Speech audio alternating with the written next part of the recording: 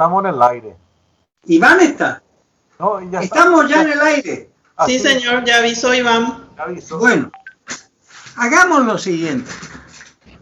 Nosotros habíamos quedado para hoy en una sesión destinada a los poemas humanos de César Vallejo, junto con el largo poema que suele ir publicado como parte de un anexo, de una adición a poemas humanos, que es España, aparta de mí este cáliz. Poema que escribe Vallejos durante la Guerra Civil en España, un muy hondo poema de una profunda solidaridad con el pueblo español y de una profunda comprensión con la lucha que llevaba el pueblo español por no caer en manos del que cayó finalmente, de Franco, ¿verdad? Y ese poema, yo quisiera leerlo parcialmente, muy largo, y luego leemos algunos poemas humanos. Carlos Planás ya se sumó también al equipo. Me alegro mucho. Saludos, Carlos. Gracias, igualmente.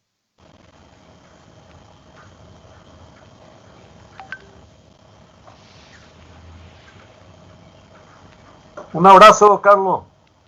Igualmente, Alberto.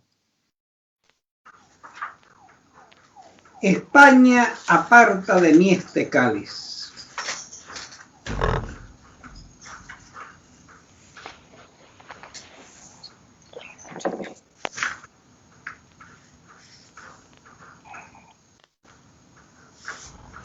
Voy a leer un poema.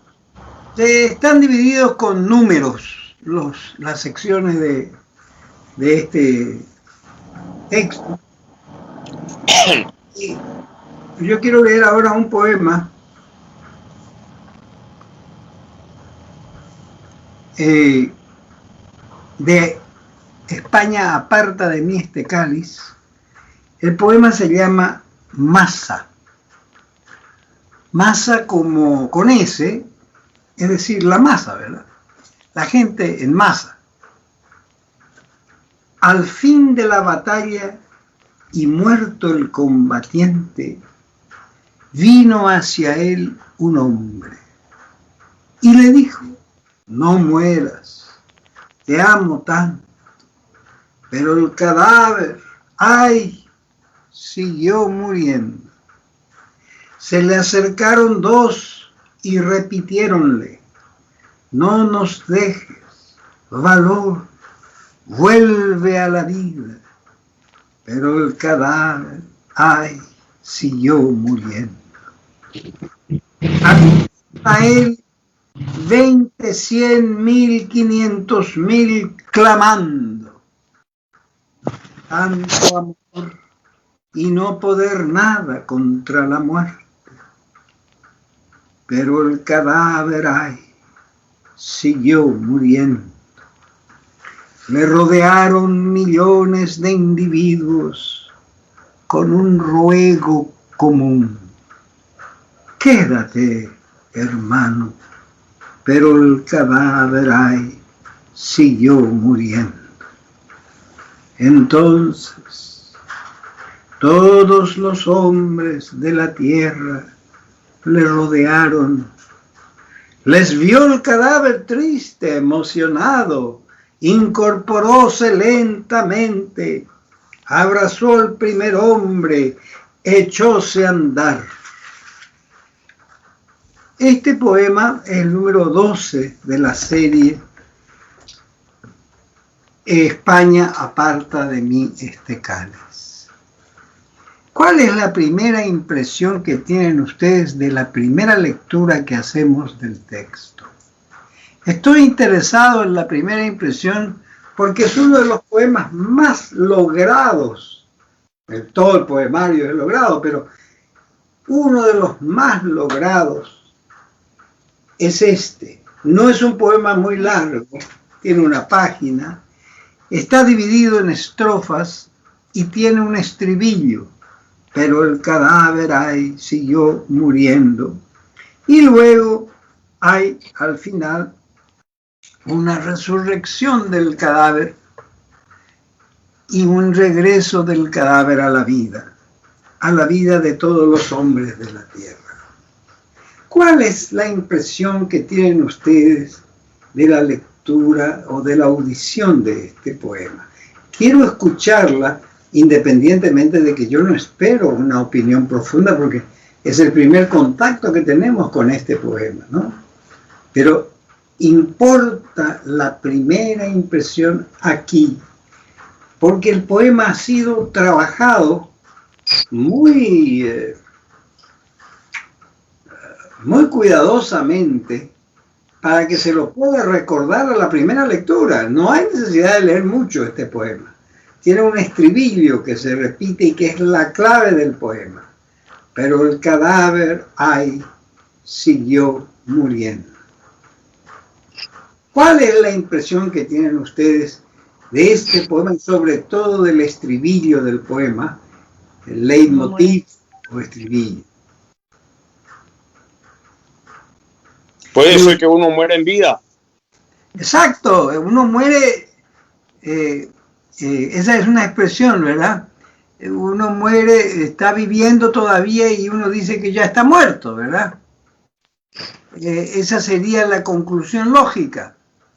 Y es muy buena la observación. Otra observación quisiera escuchar.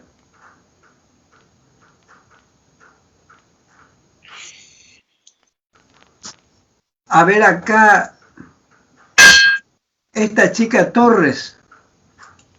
Esta chica Torres leyó el poema ayer otra vez, ese mismo poema. Y qué bueno. Por eso no es una primera impresión, pero para que yo cuando leo cuando me encuentro con ese poema, a mí me llama la atención el poder de el conjunto y de la colectividad para hacer fuerza y sí, devolver, no sé si por decisión propia del muerto a la vida, ¿verdad? Pero a mí lo que me llama también la atención es que tanto amor y no poder nada contra la muerte, esa frase me da a mí la impresión de que al final el volver a la vida es decisión del individuo, pero la masa, el colectivo, jugó un papel importante en que eso vuelva a ser. Exactamente, esa es una opinión mucho más trabajada. Me gusta mucho esa opinión. Otra opinión de alguno de nuestros compañeros. Alberto, por ejemplo.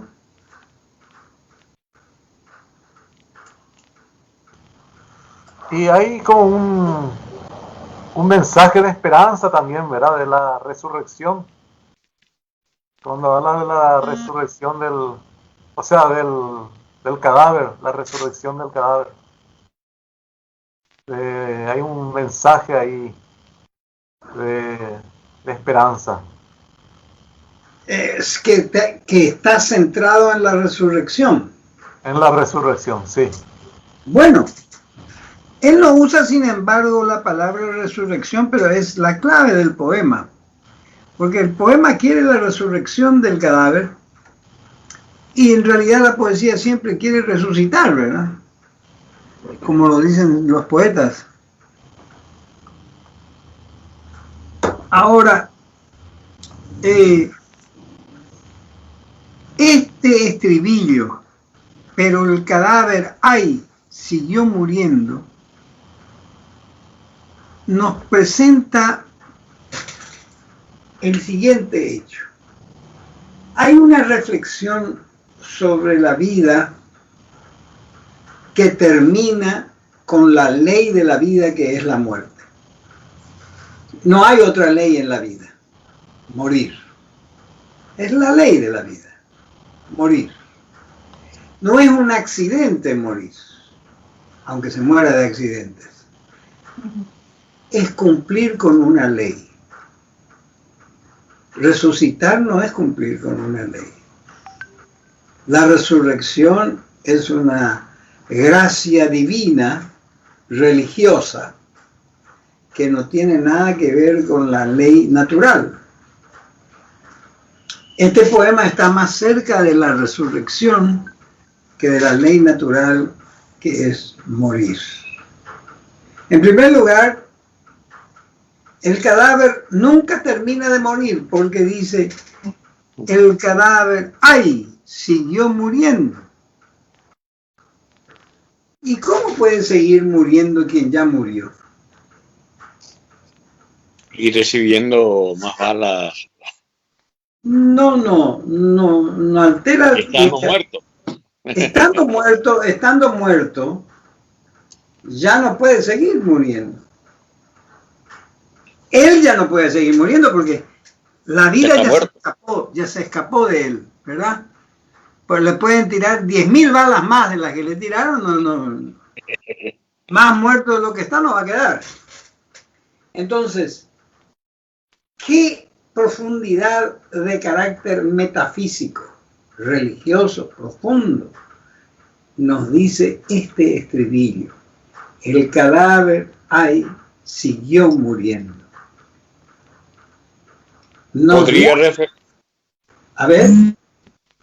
Podría ser que él siempre, o sea, siguen muriendo las personas, pero él, como es un cadáver, van a haber muchos otros cadáveres de personas vivas, lógico, ¿verdad?, que van a seguir muriendo. Entonces el cadáver es como que está haciendo una, digamos, una apología de que van a seguir muriendo, ¿verdad? Y sigue muriendo el cadáver, no se refiere a ese mismo muerto que ya está muerto, sino a otras personas que van a seguir muriendo.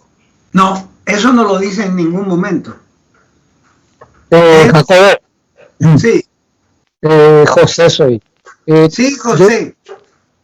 Ahí yo me remitiría a la resurrección, digamos, al tercer día en que hay un día, después el segundo día, o sea, siguió muriendo en el sentido que su estado de una permanencia antes de poder volver a la vida, un tiempo, no sé, que se cumplió. No sé si se puede remitir a eso de repente. Y bueno, es una explicación de carácter teológico, ¿verdad? Puede ser, yo no digo que no. Yo entiendo que acá hay una contradicción en la cual el poeta expresa que lo que se da en la realidad no se da en la poesía. Hay una combinación de realidad, de realismo también, ¿verdad? Y de imaginación. Acá hay un fuerte carácter imaginativo de Vallejo. ¿Por qué? Porque el muerto, el cadáver, a quien él reconoce aquí, que dice, tanto amor y no poder nada contra la muerte, en la tercera estrofa. Él insiste en la posibilidad de imaginar y de vivir un mundo imaginario en el que el cadáver no está completado todavía como cadáver, que no ha terminado de morir. Es lo que yo creo. No ha terminado de morir y sigue muriendo. Pero no que no ha terminado de morir por efecto de las balas, sino no ha terminado de morir en la conciencia de la gente. Se muere por una parte en el cuerpo de quien va a morir y por otra parte en la conciencia de la gente que se refiere a la persona que está muriendo. Acá él imagina un cadáver que no termina de ser cadáver, porque quienes lo tienen cerca, que son todos, porque dicen, se acercaron 2 y después acudieron a él 20, 100, 1500, 1000, etcétera, ¿verdad? Clamando, tanto amor y no poder nada contra la muerte? Entonces, la respuesta a eso de no poder nada contra la muerte la da el estribillo del poema. Pero el cadáver, ay, siguió muriendo. Con lo cual, yo personalmente creo que en la imaginación del poeta, este cadáver no es del todo un cadáver. Señor Jacobo, Es un aquí cadáver. de Gustavo Bordón. ¿Qué dice Gustavo? Gustavo Bordón dice, hay una gradación ascendente. Primero es uno quien le pide que no muera. Después Sí. 2, luego cientos, Sí, miles, millones y finalmente todos. Así Y es es. ahí donde el cadáver deja de morir y empieza a caminar. No, esa gradación ascendente es parte del poema. Por supuesto que todo el mundo le pide que no muera, ¿verdad? Pero aún así la gente se muere. Si nosotros tomamos por un lado la adhesión a lo real, a la realidad, que es el realismo, tendríamos que decir, este hombre ha muerto. Ahora, el cadáver siguió muriendo en adhesión a la imaginación de 2, de 100, de 10.000, que dicen no podemos hacer nada contra la muerte. Entonces aparece el poeta que escribe un estribillo del poema en el cual él dice, sí, se puede hacer algo. Va a seguir muriendo y después en un momento dado va a dejar de seguir muriendo. Va, como dijo acá el compañero, resucitar también, pero al tercer día, dijo, para volverlo más bíblico. Bueno, yo creo que esa es la verdadera expresión del análisis. El análisis se expresa por la vía de la imaginación del poeta. Él no adhiere este poema a otra cosa que a la confrontación de la realidad con la imaginación y pierde la realidad, gana la imaginación. ¿Verdad? Hay una resurrección. ¿No? Este no es Jesucristo, ¿verdad? Él no da origen a una religión, ni mucho menos. Acá no hay un dogma. Acá hay un hecho poético, ya que no un hecho histórico. Entonces, el poeta es una suerte de legislador de los hechos poéticos, no de los hechos históricos. El hecho histórico es que este señor murió. El hecho poético es que este señor seguía muriendo y de repente se levantó.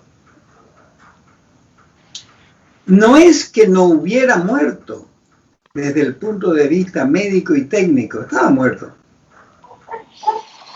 Desde el punto de vista simbólico, desde el punto de vista imaginativo, porque la imaginación no trabaja con la realidad, sino con el símbolo que la realidad consciente en que la sustituya, la realidad consciente en ser sustituida por un símbolo. Este hombre se convierte en un símbolo, no en la realidad de un cadáver, sino en el símbolo de un futuro resucitado. Esa es para mí la clave del poema. Y creo que es en cierta medida la clave del largo poema que se llama Aparta de mí este cáliz, ¿no? España, aparta de mí este cáliz. Lo voy a leer.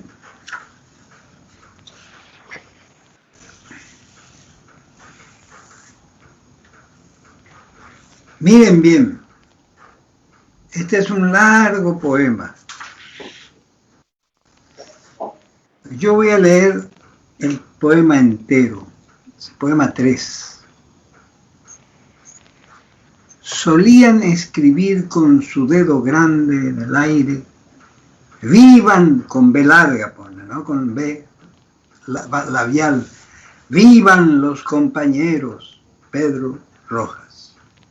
De Miranda del Ebro, padre y hombre, marido y hombre, ferroviario y hombre, padre y más hombre, Pedro y sus 2 muertes. Papel del viento lo han matado, pasa. Pluma de carne, lo han matado. Pasa. Avisa, siempre con B labial, con error de ortografía a propósito, a todos los compañeros pronto. Palo en el que han colgado su madero, lo han matado. Lo han matado al pie de su dedo grande. Han matado a la vez a Pedro, a Rojas. Vivan los compañeros a la cabecera de su aire escrito. Vivan con esta B del buitre en las entrañas de Pedro y de Rojas, del héroe y del mártir. Registráronle muerto, sorprendiéronle en su cuerpo un gran cuerpo para el alma del mundo y en la chaqueta una cuchara muerta. Pedro también solía comer entre las criaturas de su carne, asear, pintar, la mesa, vivir dulcemente en representación de todo el mundo. Y esta cuchara anduvo en su chaqueta, despierto o bien cuando dormía siempre. Cuchara muerta viva, ella y sus símbolos. Avisa a todos los compañeros. Pronto, vivan los compañeros al pie de esta cuchara para siempre. Lo han matado, obligándole a morir a Pedro, a Rojas, al obrero, al hombre, a aquel que nació muy niñín mirando al cielo y que luego creció, se puso rojo y luchó con sus células, sus nos, sus todavías, sus hambres, sus pedazos. Lo han matado suavemente entre el cabello de su mujer, la Juana Vázquez, a la hora del fuego, el año del balazo, y cuando andaba cerca ya de todo. Pedro Rojas, así, después de muerto, se levantó, besó su catafalco ensangrentado, lloró por España y volvió a escribir con el dedo en el aire: vivan los compañeros. Pedro Rojas. Su cadáver estaba lleno de mundo. Ahí termina el poema. Acá también hay una resurrección, ¿verdad? Al final del poema. Dice: Pedro Rojas, así, después de muerto, se levantó. ¿Verdad? Su cadáver estaba lleno de mundo. Con lo cual, ¿qué queremos de entender con este poema aquí, con este ay, Dios mío, bueno, se cayó ahí, no importa. Este modelo de verso breve metido con el verso largo, con comas, etcétera, en el que él encuentra una manera de dar vía a la resurrección del personaje. Pedro Rojas resucita después. Pedro Rojas es un símbolo de la República, del ejército, del pueblo mismo de España que luchaba para tratar de no caer en el fascismo, en el nazismo, en el franquismo, que era otra forma de nazismo. Era el nazismo español nada más.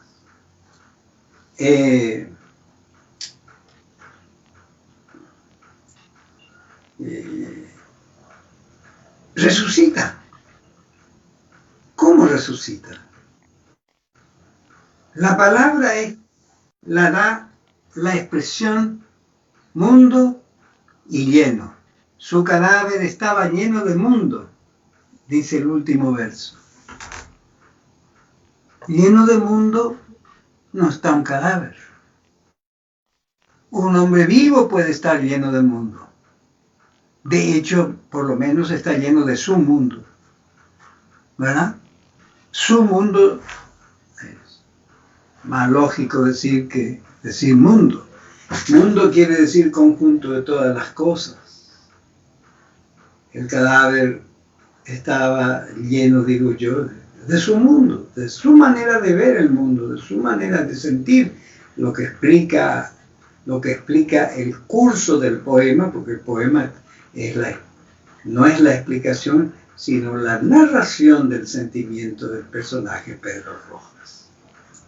¿Qué les parece a ustedes este personaje, este hombre de pueblo, que escribe con errores de ortografía, que muere en la batalla y luego resucita? Como el primer poema que leímos, también hay un muerto que resucita, acá también hay otro muerto que resucita. ¿Qué similitud le ven a este poema con el anterior? Yo estoy atento a todo lo que me digan porque estoy buscando la primera impresión de cada uno de ustedes.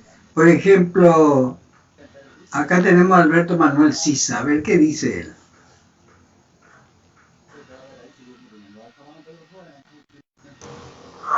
Bueno, lo que yo veo más o menos es este personaje Pedro, personaje sufrido de pueblo que atraviesa lógicamente los dolores, los sufrimientos que implica una revolución como fue esa en España, ¿verdad? Una revolución muy cruenta. Yo no creo que hubiera sido una revolución. Se le llamó guerra civil y fue una guerra civil. Sí, sí. La guerra civil, no una revolución significa un cambio en otro sentido. No hay revolución de la derecha. La derecha no es revolucionaria y el fascismo menos. Y un personaje de pueblo que realmente sintió todos esos avatares, ¿verdad? Eso sí. Lleva sintió todo el todos peso los avatares de la guerra civil, sí. La guerra civil lleva todo el peso, el dolor. El dolor de la guerra, sí. Y esa muerte que él tiene implica otra vez una resurrección, ¿verdad? Una resurrección. Hay una muerte que implica un resucitar del que muere. Sí. ¿Por qué resucita aquí? Porque acá dice, después de muerto se levantó, besó su catafalco ensangrentado, lloró por España y volvió a escribir con el dedo en el aire: ¡vivan los compañeros! La solidaridad de él con sus compañeros, ¿verdad? Así. ¿Qué le hace a él resucitar?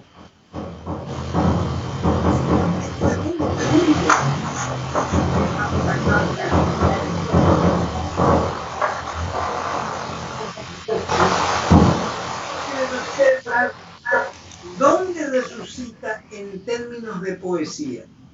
Si fuera una religión como la religión cristiana, que hoy no es la única, pero la religión cristiana que procesa la voluntad divina de la resurrección en Cristo, de Cristo, y luego la futura promesa de resurrección para todos los creyentes, ¿sí? Tendríamos una explicación religiosa que acá no existe. ¿Qué es lo que le hace resucitar? ¿Dónde resucita? ¿En qué cielo resucita? No resucita en ningún cielo.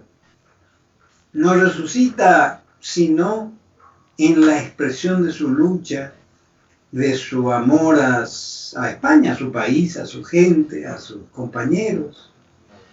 Y esa vida que él abandonó al morir se encarga de perpetuar su valor y su memoria. Vive en la poesía de César Vallejos como personaje y vive en la vida de quienes lo conocieron o quienes conocieron a otros hombres como Pedro Rojas. Es decir, habla de la resurrección como una norma de la poesía. El que resucita en poesía lo hace en la vida de los otros, en la vida del poema, que es la vida de todos, de los otros. Es decir, hay una resurrección simbólica y no una resurrección física. No resucita en cuerpo y alma, y su alma no murió. Don Jacobo, Sí, tenemos la participación del señor Jorge Moreno Binader, ¿cómo no? que siempre nos acompaña desde Santa Cruz de la Sierra. Bueno, vamos a escucharlo. Jorge dice, para mí el muerto puede ser un ideal acabado, una tremenda desazón, etc. Y la resurrección es la recuperación de los ideales, de la dignidad del pueblo, etc. Bueno, es muy correcta su interpretación del texto, yo la veo muy correcta. Es ver cómo el espíritu mismo resucita en esta situación. Sí, al parecer Graciela está queriendo aportar algo. Graciela, ¿es así? Escuchamos a Graciela. A ver qué dice, qué pregunta nos dice. Primero le quiero saludar a Jacobo. Bueno, muchas gracias. Mira, Jacobo, yo quiero saber una cosa, que, un cadáver no sigue muriendo. El cadáver perdóname, no te estoy escuchando. Te ruego que hables con mayor lentitud.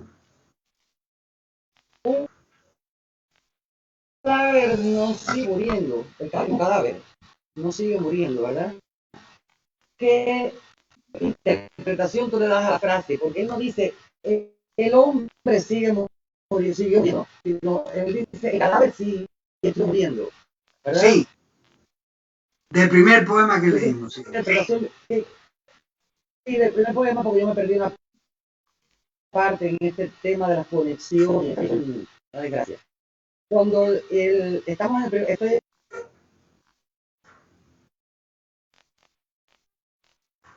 quería preguntar, el hombre siguió muriendo, sino el cadáver siguió muriendo. ¿Qué esa expresión, cómo tú la encasillas? ¿Es una expresión surrealista? ¿Es una expresión de qué tipo? Porque los cadáveres no siguen muriendo. No es surrealista, no es una expresión surrealista. Es una expresión simbólica, metafísica, poética. El cadáver al cual se refiere el poeta no es un cadáver real, es un cadáver simbólico. Por consiguiente, sigue muriendo.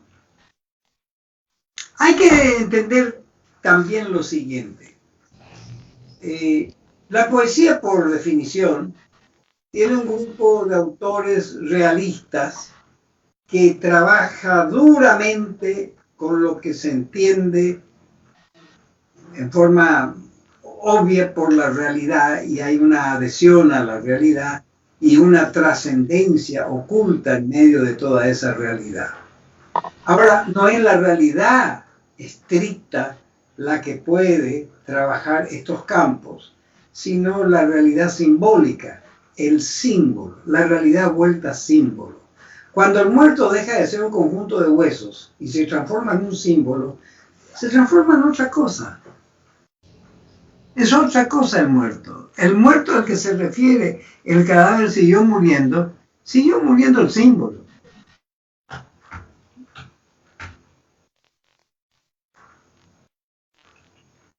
No hay un realismo, Abdullah, a prueba de todo ahí, Graciela. Hay un simbolismo a prueba de todo.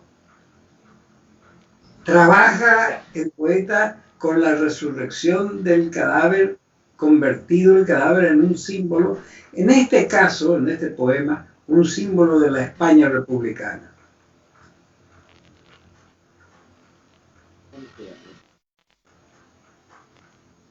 Creo que estuvo clara la expresión que estuvimos trabajando con esto, ¿no? Con la cual trabajamos. ¿Alguna otra pregunta al respecto de este segundo poema? Que es un poco, estamos viendo el mismo problema desde el punto de vista poético, pero con un desarrollo poético diferente. Es un poema largo, de 2 páginas. Tengo otros comentarios, señor. Vamos a escuchar. Betty Silva saluda, dice, buenas tardes, menciona muerte y resurrección, que serían nuevos ideales a partir de la muerte de antiguas creencias. Marisol Palacios dice, la resurrección es una metáfora.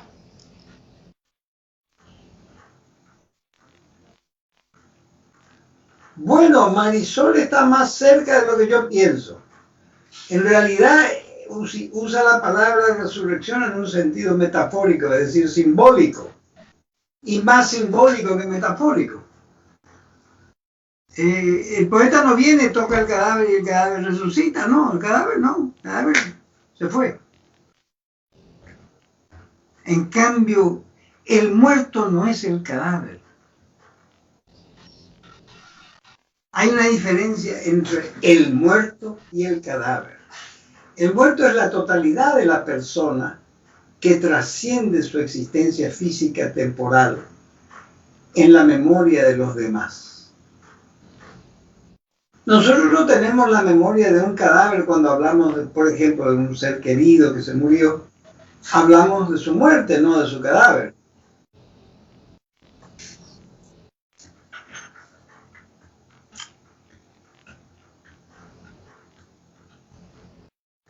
¿Verdad? Me dirijo a las 2 chicas que hablaron al final, sobre todo. Sí, a Betty Silva y a Marisol Palacios, que compartieron... A Betty y a Marisol, a estas 2 compañeras. Que compartieron estos comentarios a través de la transmisión que se está haciendo en vivo a través de la plataforma Facebook. Probablemente ellas crean lo mismo que creo yo, que se trata de un símbolo y no de una realidad. Cuando hablamos incluso en la vida real, hablamos de un muerto, sobre todo de un muerto querido, ¿verdad? Hablamos de un símbolo que tiene cierta existencia para nosotros en el reino de los símbolos, pero no hablamos de un cadáver que no tiene ninguna existencia.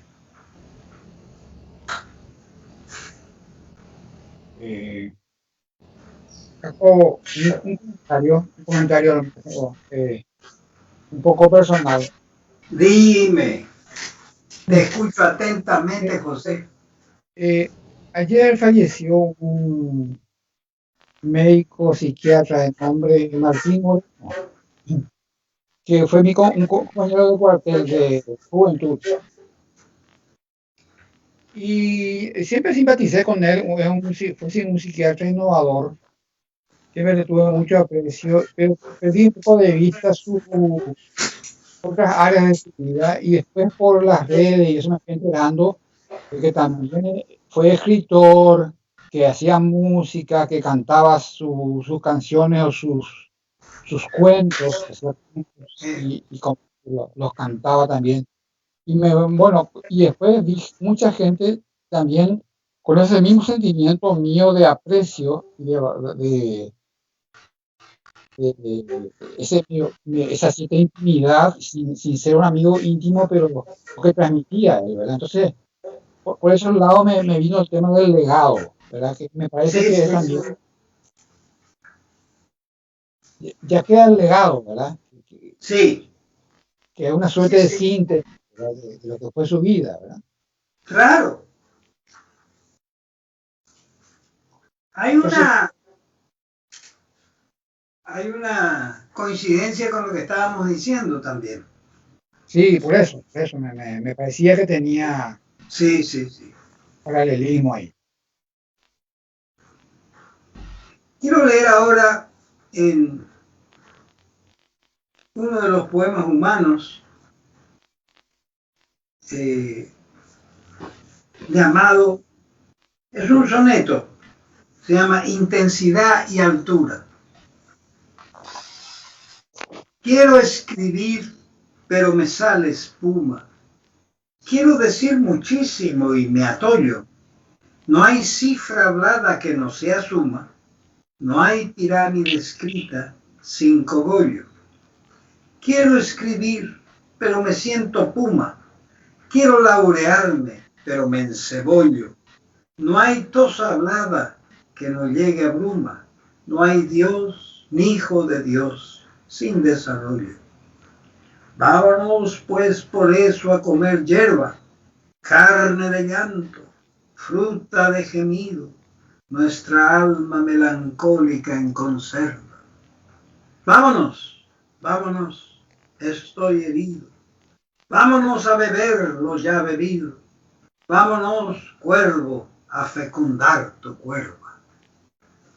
¿Qué les pareció este soneto que termina con el llamado al cuervo en que le dice que hay que ir juntos a fecundar a la cuerva? El cuervo es el animal vinculado con la muerte, ¿no? Con el animal que come los despojos humanos, los despojos de cualquier animal, incluido el hombre. ¿Qué les pareció este poema?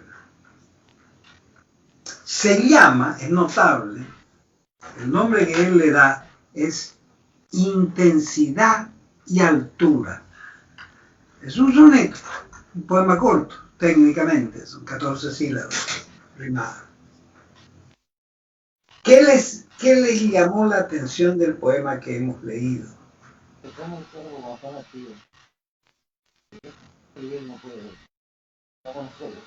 Yo no estoy escuchando.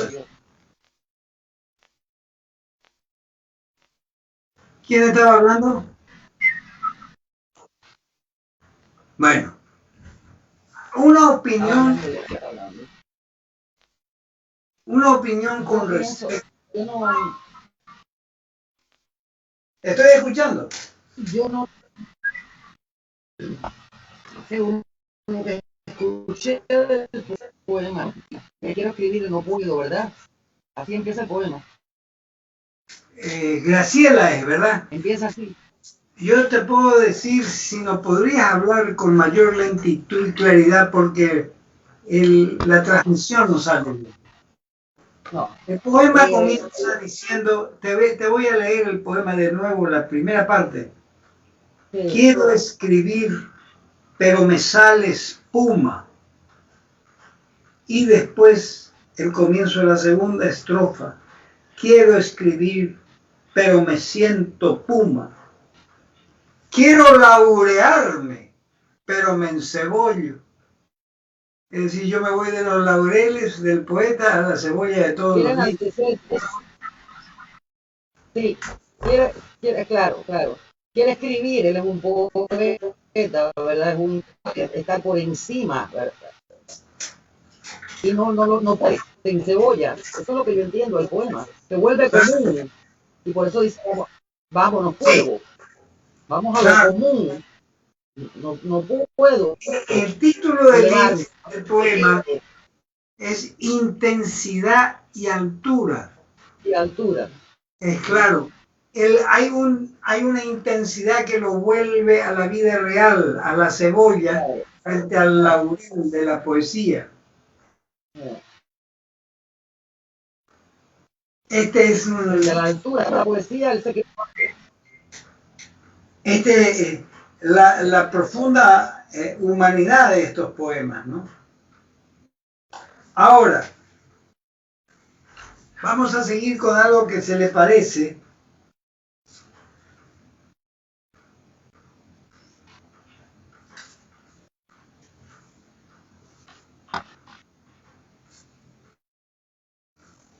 Y si después de tantas palabras no sobrevive la palabra, si después de las alas de los pájaros no sobrevive el pájaro parado, Más valdría en verdad que se lo coman todo y acabemos.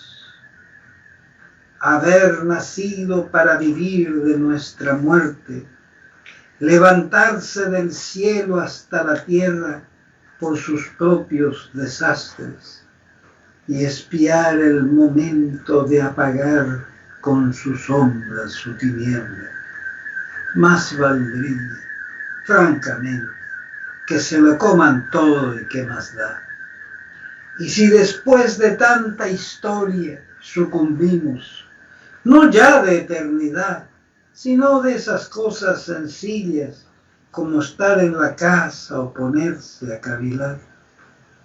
Y si luego encontramos de buenas a primeras que vivimos a juzgar por la altura de los astros, por el peine y las manchas del pañuelo, más valdría en verdad que se lo coman todo, desde luego.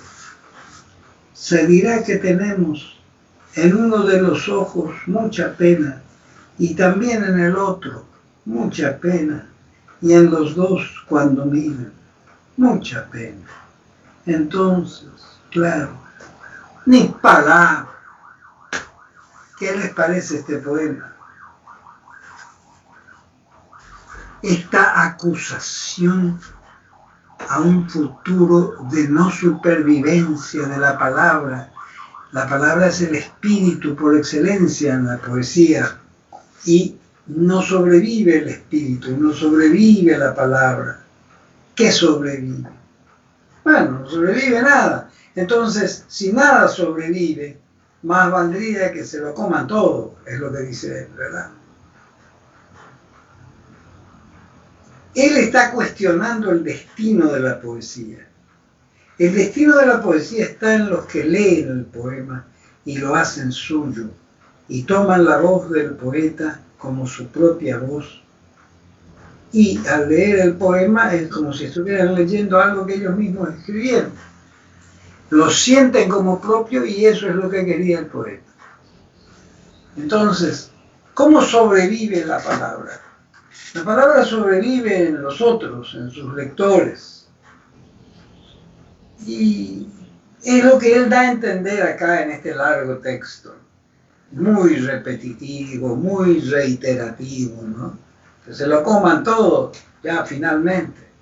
No vale la pena. Si no sobreviven las palabras, no vale la pena.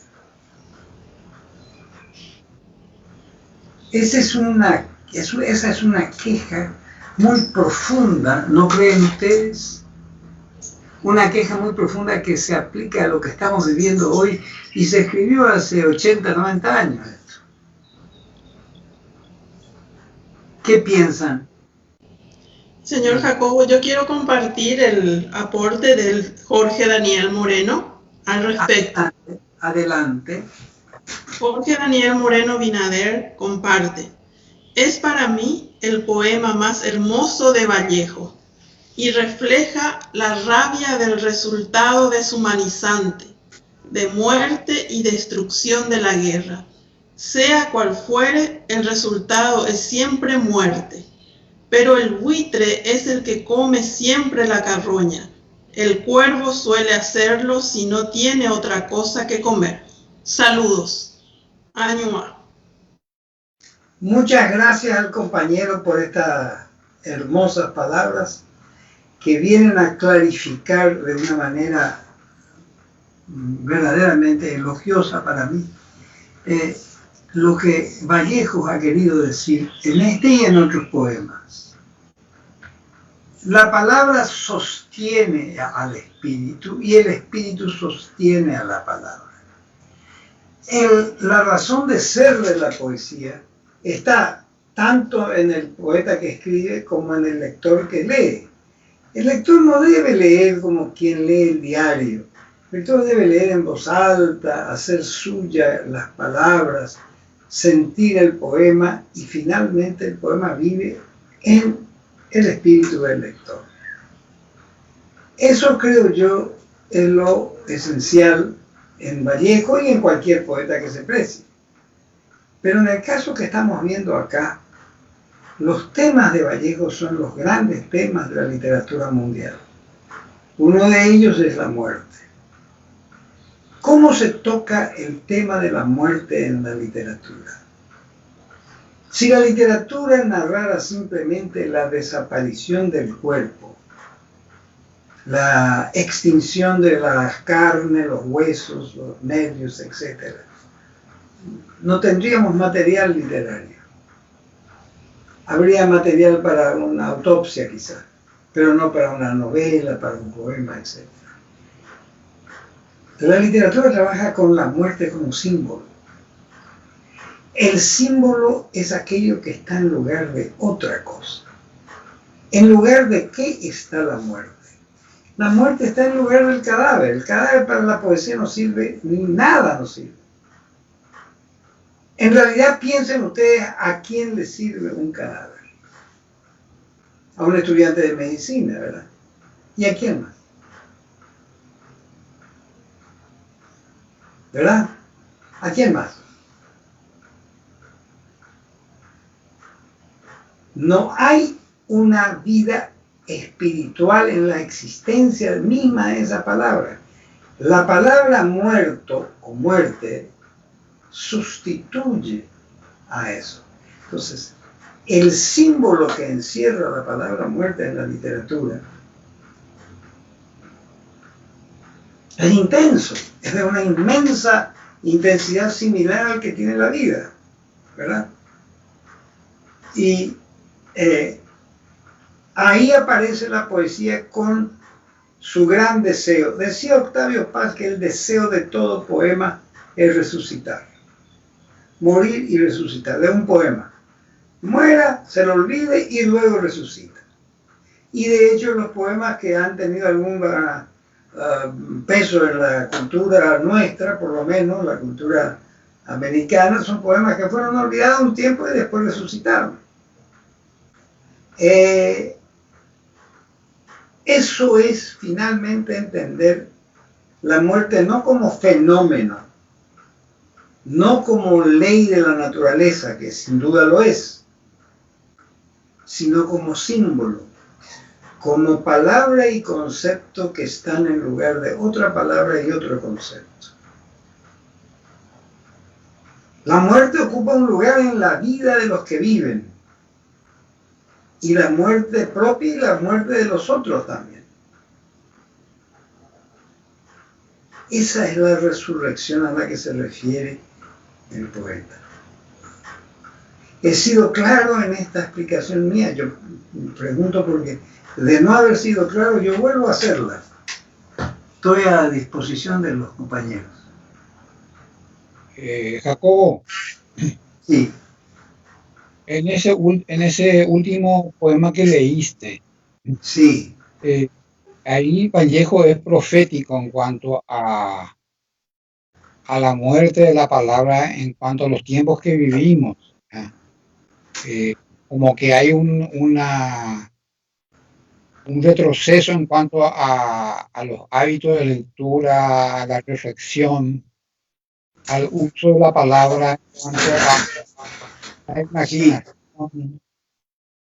Entonces, como que está profetizando un proceso de degradación, digamos, de deterioro de lo que sería la cultura. Sí, es un proceso degradante, porque no solo se degrada a sí misma, sino que degrada a los demás, ¿verdad? Sí. Escuchen esto que da una explicación a lo que estábamos hablando. El poema se llama En suma, no poseo para expresar mi vida, punto suspensivo.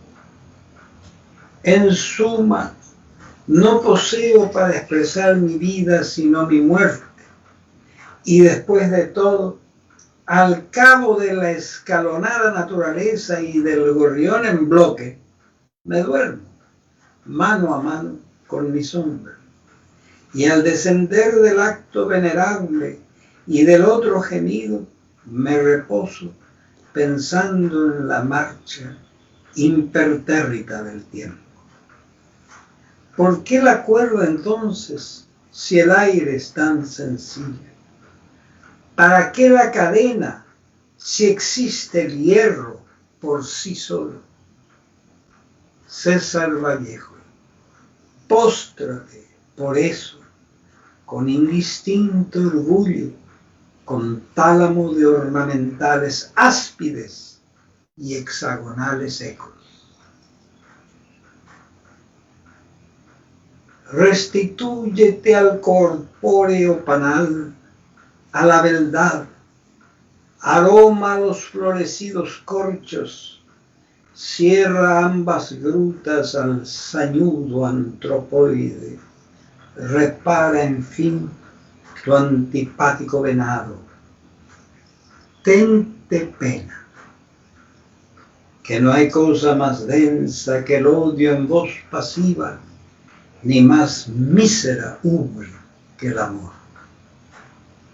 Que ya no puedo andar sino en dos arpas, que ya no me conoces sino porque te sigo instrumental prolijamente, que ya no doy gusanos sino breves, que ya te implico tanto que medio que te afilas, que ya llevo unas tímidas legumbres y otras bravas, pues el afecto que quiebrase de noche en mis bronquios lo trajeron de día ocultos deanes, y si amanezco pálido es por mi obra, y si anochezco rojo por mi obrero. Ello explica igualmente estos cansancios míos y estos despojos, mis famosos tíos. Ello explica, en fin, esta lágrima que brindo por la dicha de los hombres.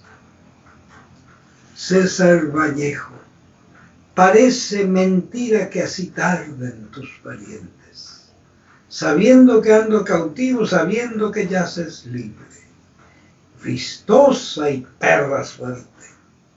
César Vallejo, te odio con ternura. César Vallejo, el acento con que amas, el verbo con que escribes, el vientecillo con que oyes, solo saben de ti por tu garganta. El poema se llama No poseo para expresar mi vida sino mi muerte. Yo pienso que el texto es clarísimo, suficientemente retorizado en poesía para que pueda escribirse un poema, pero en su, digamos, en la nuez de la cuestión, en el centro del tema como tal, es muy sencillo. La muerte expresa la vida. Su muerte expresa la vida. Entonces, hay un trabajo que tiene la muerte mientras vive la persona, que es el expresar la vida de la persona. No siempre se da. No siempre se da de una manera directa, pero es probable que siempre se dé de una manera indirecta. Acá se da de una manera directa. Quiero plantear un problema de tipo filosófico, poético, que es el que nos plantea César Vallejos a lo largo de toda su obra, pero particularmente de poemas como este. Si solo nos queda la muerte para expresar la vida, la muerte tiene por misión ser la voz de la vida. ¿Y qué misión puede ser más importante? En cambio, el cadáver no tiene ninguna misión. El cadáver es el ser que ha cesado de existir, dejó de existir, dejó de respirar, dejó de latir. El muerto no. El muerto sigue en sus obras, que no han muerto. El muerto ha expresado gracias a la muerte la vida que tuvo. Su vida nos es conocida a través de su muerte.